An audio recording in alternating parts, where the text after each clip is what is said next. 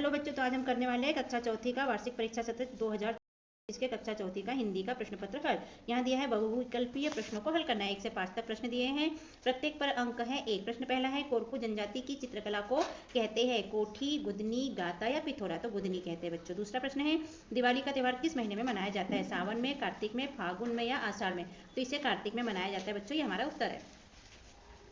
प्रश्न तीसरा है, ठग के अनुसार घोड़े को किसने जन्म दिया था? घर ने, रस्सी ने, खूंटे ने या लकड़ी ने? तो खूंटे ने जन्म दिया था। प्रश्न चौथा है, सुशासन में उपसर्ग है सुशासन, न या सु? तो सु उपसर्ग है, ये हमारा उत्तर हुआ। प्रश्न पांचवा है, घोड़ा को संस्कृत में क्या कहते हैं?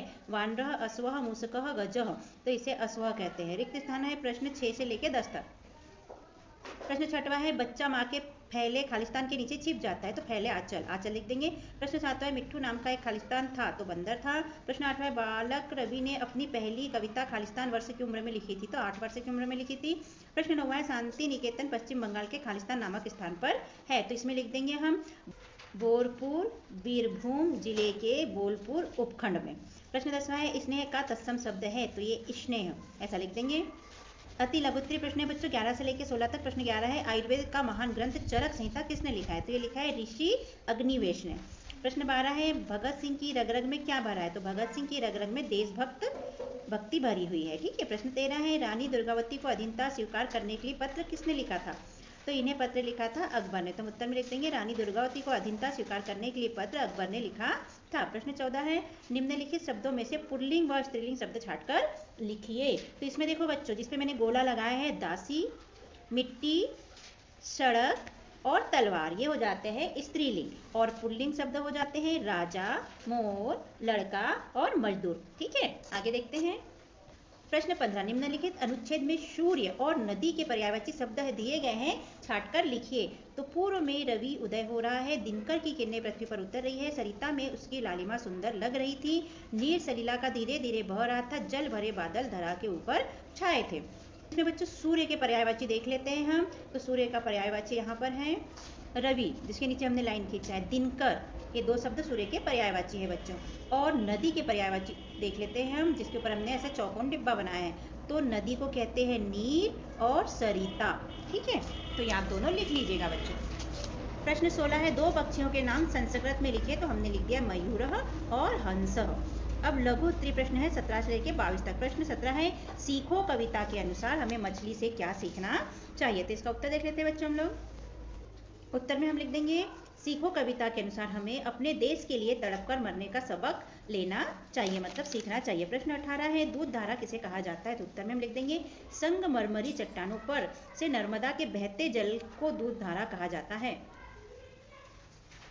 प्रश्न 19 है, सुलेख शिक्षा का जरूरी अंग क्यों है? तो उत्तर में लिखेंगे, सुलेख शिक्षा का जरूरी अंग है क्योंकि यह हमें अपने विचारों को स्पष्ट रूप से व्यक्त करने में मदद करता है। प्रश्न 20 है, स्वस्थ रहने के लिए क्या करना चाहिए? तो उत्तर में लिखेंगे, स्वस्थ रहने के लिए संतुलित आहार लेना, नियमित व्यायाम करना, पर्याप्त नींद लेना और तनाव कम करना जरूरी होता है।